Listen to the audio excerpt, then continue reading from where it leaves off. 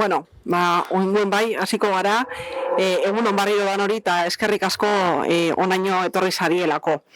Hemen deitu zaitu egun, lehenengo sektoreak une gogorra bizi dauelako momentu honetan, eta gure nekazariekin eta abeltzainekin konpromesu mezu argia helaraztea momentu honetan garrantzitsua dela uste dugulako.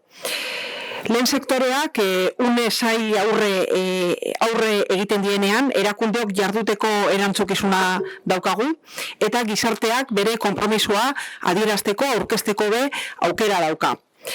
El primer sector no es para nosotros una mera actividad económica. Es también un sector estratégico. Si algo nos enseñan las crisis geopolíticas es que garantizar nuestra capacidad de producir alimentos es una cuestión clave para cualquier sociedad.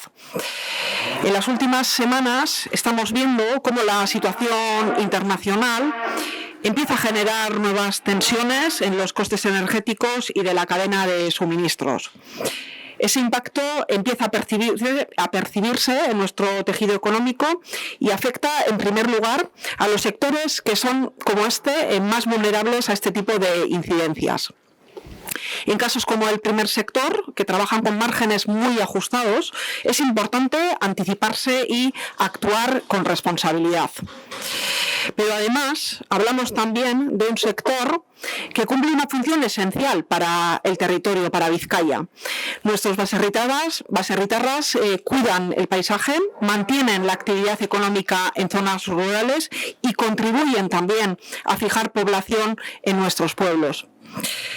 Prentsaurreko honetan, Bizkaiko lehen sektoreari laguntzeko azken urtean egindako lanaren balantzea egin nahi dugu, baita, nekazaritzako eta abeltzaintzako uztegietarako laguntzen deialdi barri baten berri xetasunak partekatu nahi dugu zuokin, eta hirugarrenik, Bizkaiko herritarrei dei egin nahi deutsegu lehen sektoreari gure kontsumo erabakietatik ere laguntzeak duen garrantziari buruz. Hau da, kontzientziazioa eragin nahi dugu.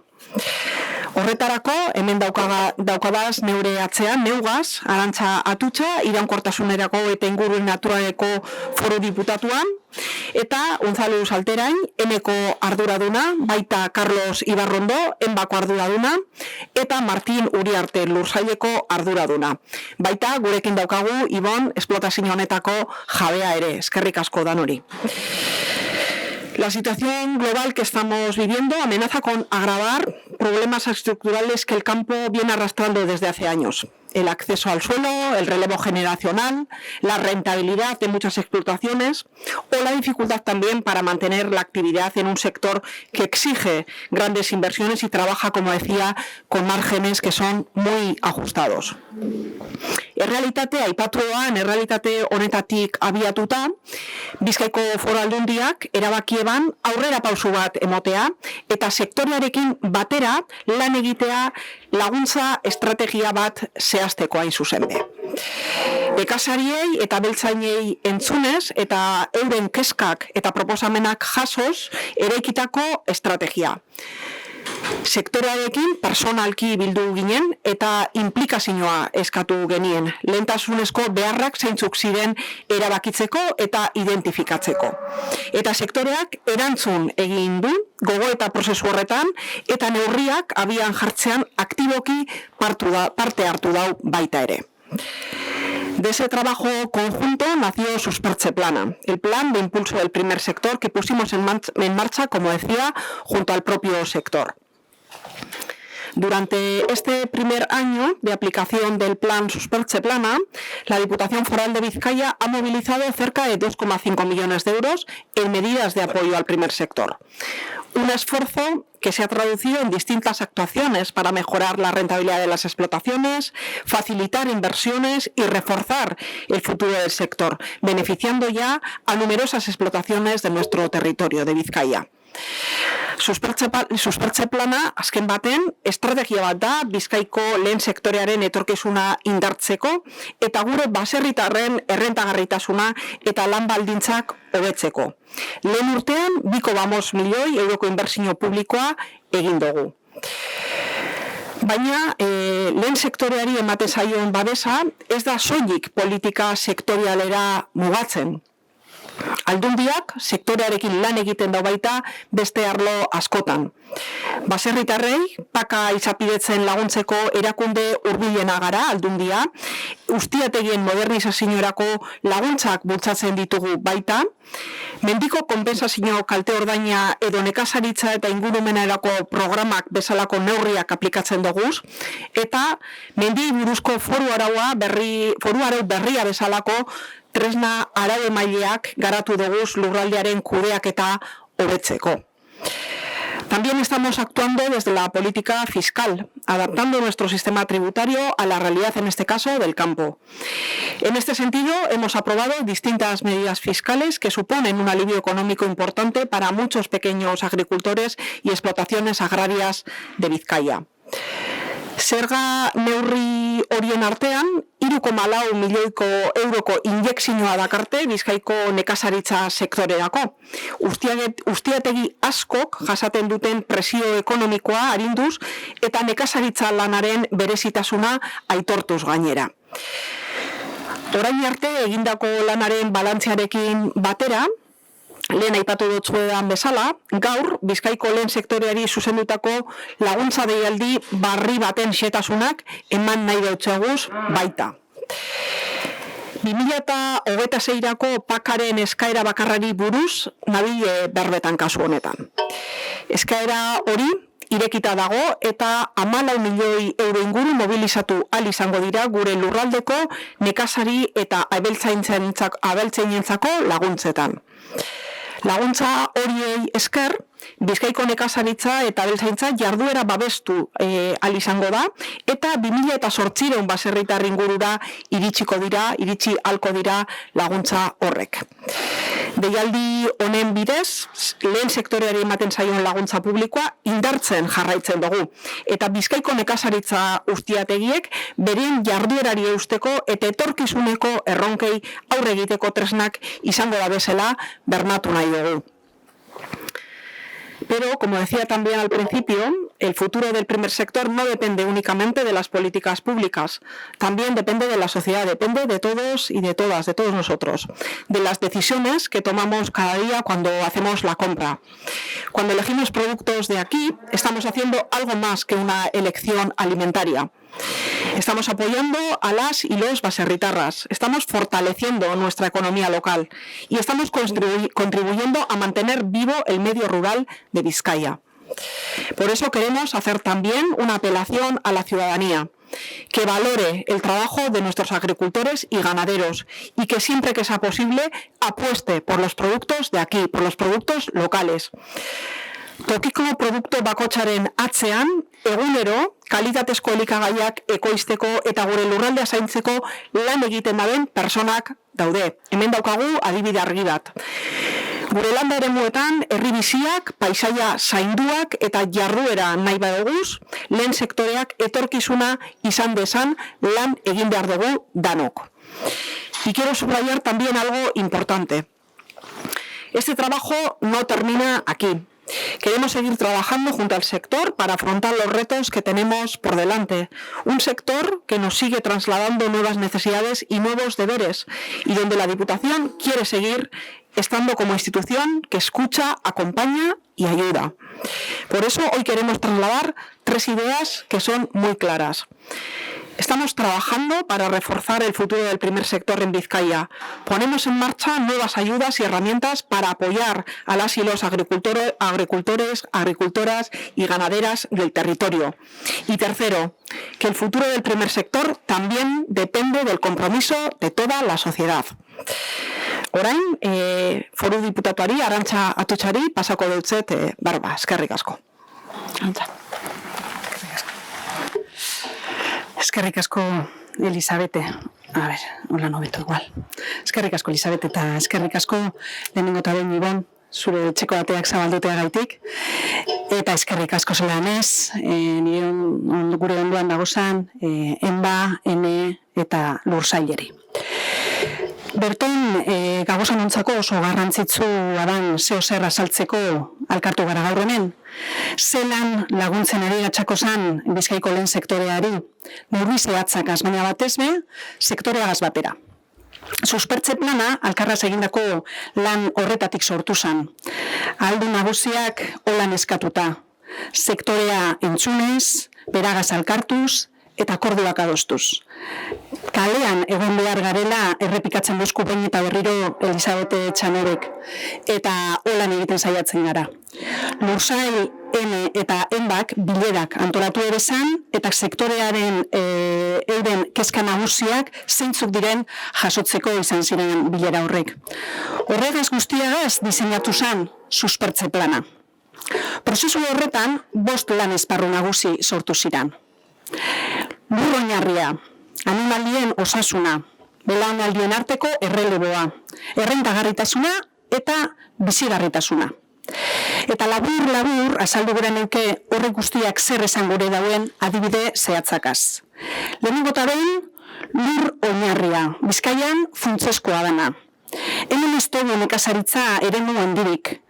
Ustiategi txikerrak daukaguz, horietako asko famili baten esku dagozanak, eta haranetan eta mendi egaletan kokatuta dagozanak. Hori banata, produkzio partzela bakotxa da garrantzitsua. Hektarea guztiak dira beharrezkoak. Durante este primer año hemos impulsado actuaciones de mejora de pastizales y accesos en montes de utilidad pública, con intervenciones en lugares como Oiz, Colicha en Balmaseda, Galdames, Gatica, Ea, Orduña o Arrolecha en Baracaldo. Se han realizado desbroces, mejoras de pastizales, acondicionamiento de pistas, instalaciones de abrevaderos o pasos canadienses para facilitar el acceso de quienes utilizan estos montes. También estamos apostando por nuevas herramientas de gestión, como el pastoreo virtual, mediante collares electrónicos que permiten gestionar el ganado sin necesidad de vallados físicos. Además, estamos impulsando proyectos como Negubaso, en Gorbeialdea, que busca aprovechar los montes bajos también en invierno mediante sistemas de silvopastoreo.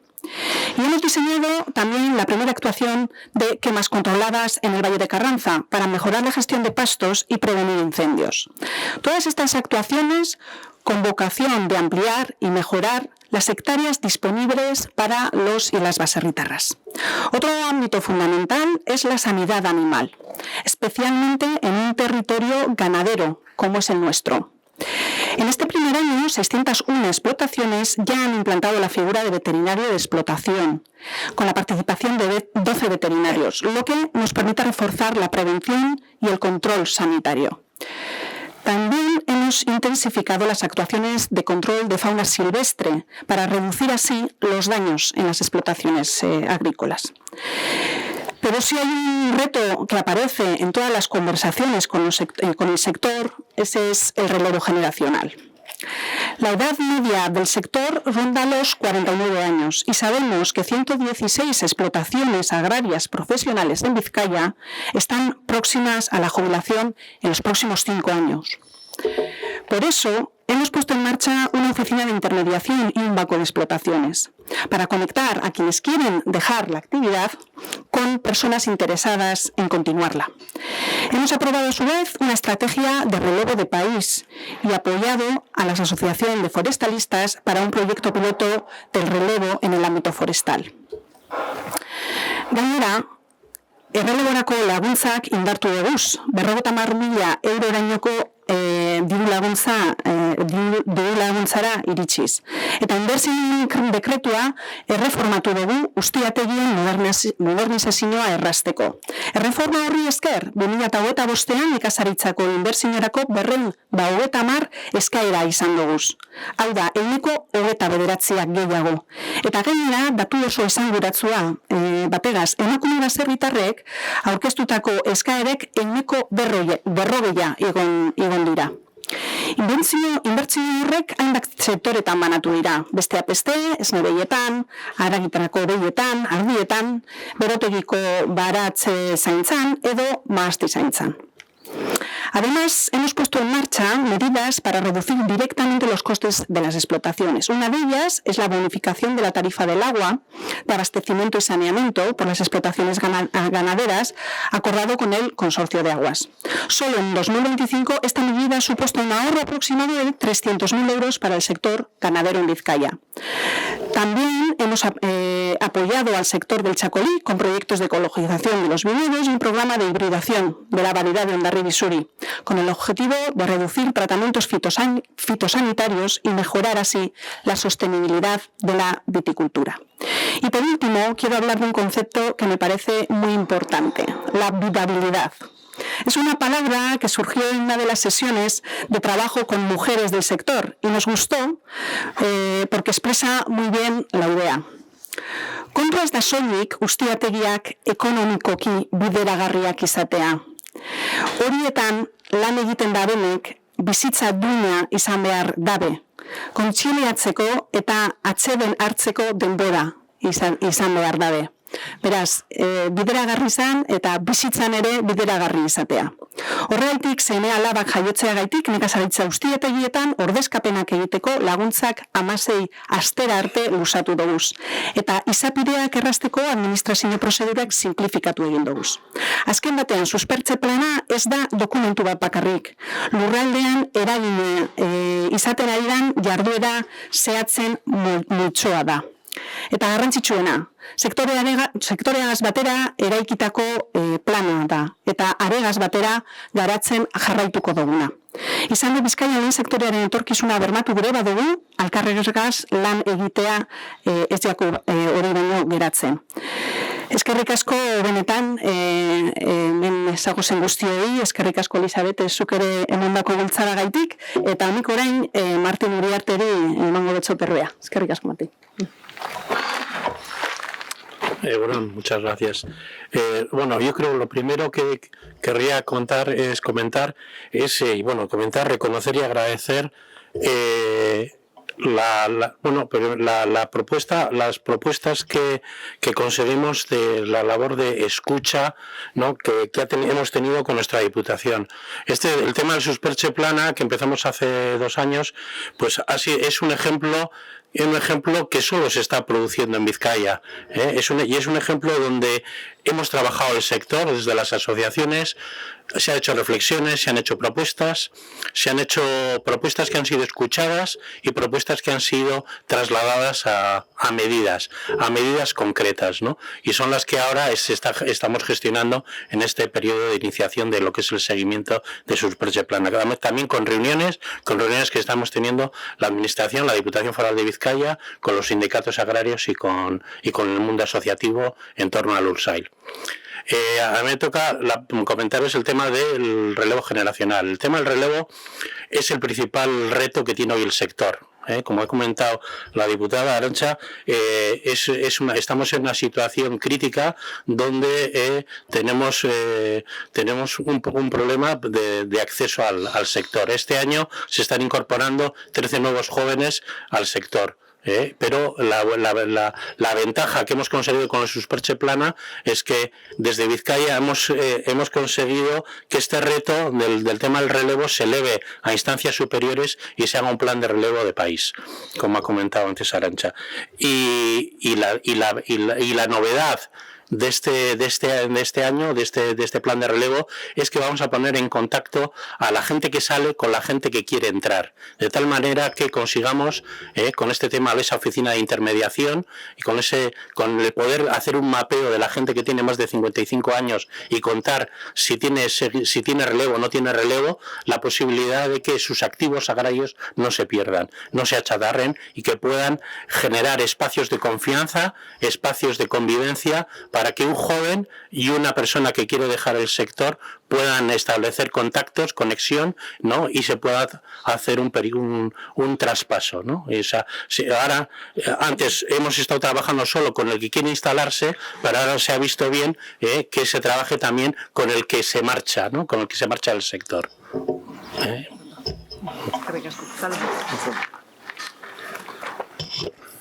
Bueno, egun ondo nahi. suspertze planaren ebaluazioa egiterakoan gu behintzat gauza bat azpimarratu nahiko gendun, oinarrian dagoelako gure ustetan, eta suspertze plana bera hasi zanien ere planteatu zen hasieratik honako prozesuek gobernantza eredu berri bat eskatzen zabiela, eta horrek esan gura bela sektorarekin harremantzeko bestera bateko eredu batzuk landu behar zirela, ez? Eta zentzu horretan, gure ustetan, hori balorean jartzeaz aparte, zaindu behar dugun dinamika bat da. Ze oinarrian horrek eragiten du gero, eraginkorrak izan gaitezen jartzen diren neurrietan, ez? Gero, lehenengo irakurketa baten argi ikusten duen, hartu behar ziren neurriak ero aldaketak egin behar zirenak bereziki izan behar zila sektore osoari transversaki erangin behar dutzienak. Begira da laburrarekin ez, begira luzearekin, eta mekanismo guztiek apur bat horretara egokitu behar zirela ez. Urte bidigaia martxan daudenak eta datuak erakusten dute, gure ustetan norabide honean egindako usnarketak eta erabakiak izan zirela hartu zirenak ez. Hortik aparte uste dugu bai, horrekin ez dugu lan horik amaitzen, hau da, erabakiak eta egokitzapen horrek eta neurriak hartuta daude eta urtero joango dira ejekutatzen, eta uste dugu bai, apur bat, begirada bajatu behar dugula bai, apur bat, azpisektoreta bai ez, gaur hemen gaude, etxalde baten, araitarako ekoizpen egiten duen etxalde baten, eta justuki ekoizpen horretan baduz gabeziak, bereziki, ganadaren hiltzea, transformazioa, eta bar lantzeko, ez? Da hori, ezinbestekoa da Bizkaian, azken baten, olako ustetik errentagarritasun bat bilatzeko bebai, ez? Eta behin, herrialdeko begirada hori landutu bai, uste dugu hurrengo urteetan badaukagula behar izan bape bai, eskualdetara bajatzeko. Haukingo ditugu eskualde guztietan Bizkaian amankomuna ditugu behar izanak, eta abar, baina eskualde bakoitza baditu ere bere bereizgarritasunak, ez? Eta uste dugu gure itzia mitzet lanketa bat egin behar dugula, hurrengo 4 urteetan, eskualde bakoitzari hurrengo 15 urtetarako zelako garapena aurrikusten diogun, eta ipintze ditugun neurrietatik aparte beste zeintzuk ipini barko ziren, ez? Orduan, uste dugu etorkizunari begiratu behar digula itxarapen ez bai, jakinda bai, unek zailak bizitu guzela, arriskuak ere egongo direla, baina badauela ze bide jarratu, gauzak hobetzeko bai.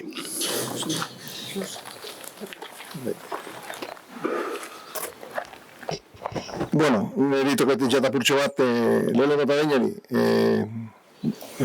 berrezten dut aurrekuak esan dakoa, garbi esan da mobilizazioen ondorioz sortutako eskualde ezberdinetako batzarretan eta elkarte profesionalen arteko batzarretan sortutako premiak nik uste merezia dela zatia bai, arantxak eta andonik kriston lan nahi ebela, idea guzti horrek, denak nahaztuta egozenak, orden hau, ipini neurri zehatzetan, eta gero aldundian neurri zehatz horrek aurrekontuan egin dabie kopuruen esarpena, eta horrek egin dau, neurri horrek bete egin direla, eta bidea hori da. Gehixo barduatzen gaitu momentu honetan ganauen osasunean inguruan dagoan egon ezina edo gaitz bat beko ate ondoan dermatosi soluzioneko hori denpa gutxi dela Huescan azaldu dire bi foko barri eta neguan gauz ondinok laster udabarrira pasaukoa beti zuzelako den boria dagoen eta ondinok ez da lirik lia marzen azten denean zer esango betegan eta esango den dukien Bizkaixan bai aldundizean baserritarrok eta teknikari guztiak albaitari gauzira batera arduratuta eta ekitzeko prest, baina erabaki hori ez da dudan eta horrek keizkatzen gaitu larri. Venía a decir que, en cuanto a la dermatosis, estamos muy preocupados y muy ocupados, ¿no? Los ganaderos de Vizcaya, en colaboración con la Diputación Foral de Vizcaya, con los servicios veterinarios, con los veterinarios de explotación, pero es una cuestión que no depende de nosotros y no entendemos cómo, habiéndose declarado hace un poco tiempo 2 focos en Huesca, pues se resiste la vacunación del territorio. Estamos en invierno todavía, nos falta poco para entrar en primavera y queremos soltar las vacas a estos pastos y van a proliferar las moscas.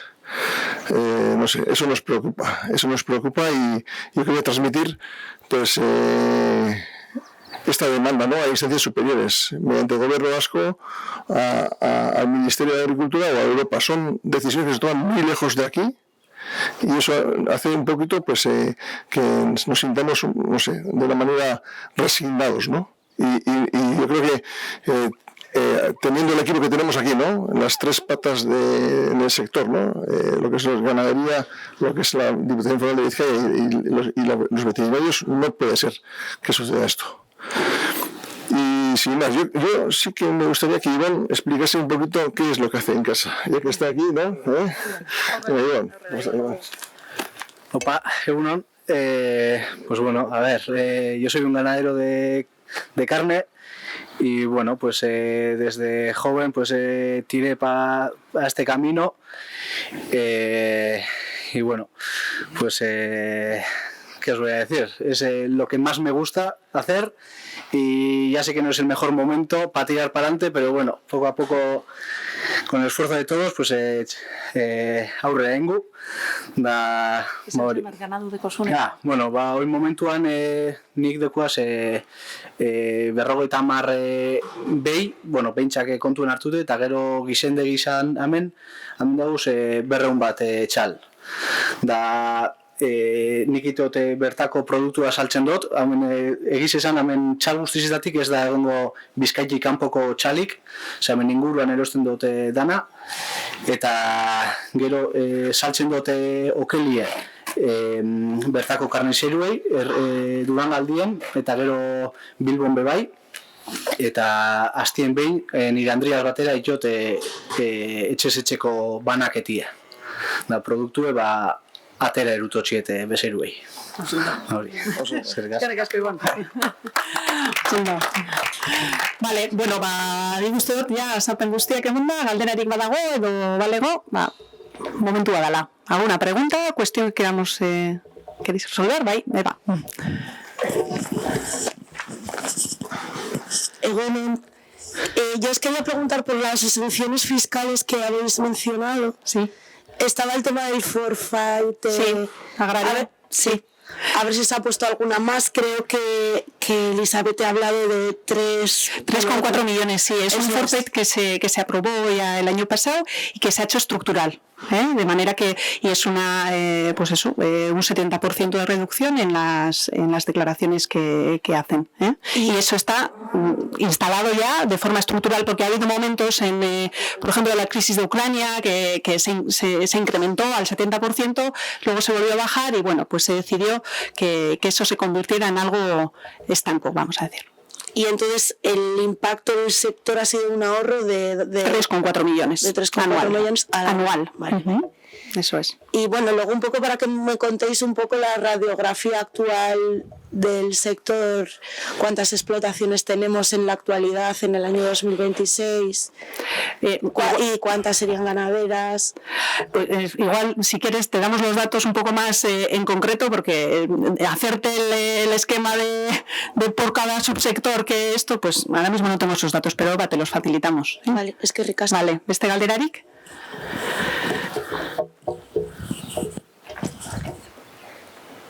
Ez, dana dago klaro?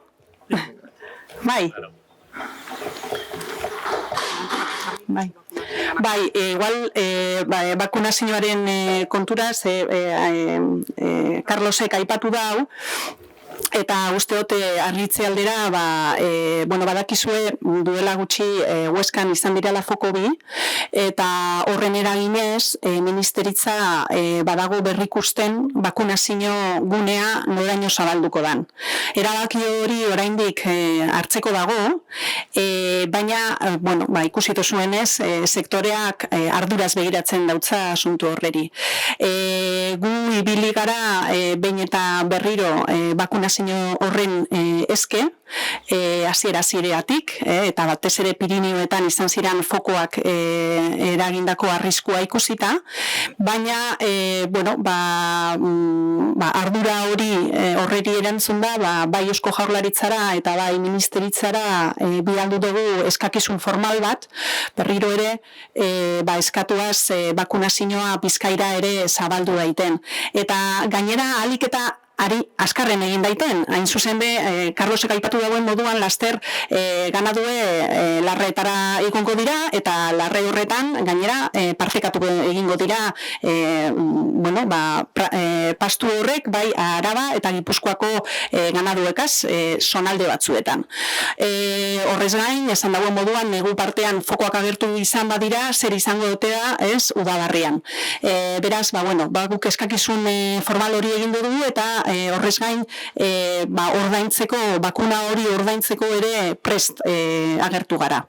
Decía que, poco aclarando lo que Carlos trasladaba, la preocupación que tiene el sector en torno a la enfermedad de la dermatosis. Estamos en una situación en la que los focos que han aparecido en Huesca nos ponen nuevamente en alerta, y sabemos que el Ministerio está deliberando qué zonas de vacunación se van a ampliar por estos focos.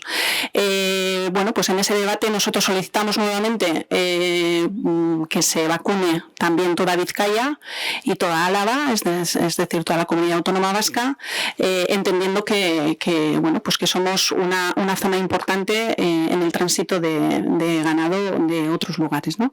Esa cuestión nos parece fundamental que se haga cuanto antes, primero porque el ganado va a subir enseguida a los prados altos, y eso va a suponer que se van a convertir los pastos con ganaderos de la zona de Vizcaya y en Álava en algunas zonas, y eso nos pone en una situación también de riesgo. Y por otro lado, hemos trasladado también al Gobierno vasco, que es quien interviene como interlocutor de la Comunidad Autónoma Vasca en las reuniones del RASBE, y también al Ministerio, que no entendemos que Vizcaya quedara fuera, y que estamos dispuestos a pagar la vacuna. Entonces, esperamos que la semana que viene tengamos buenas noticias a ese respecto, y que podamos salvaguardar la sanidad de la cabaña de la comunidad autónoma. Vale. Bai, ez dago beste galderarik? Venga, eskerrik asko danori.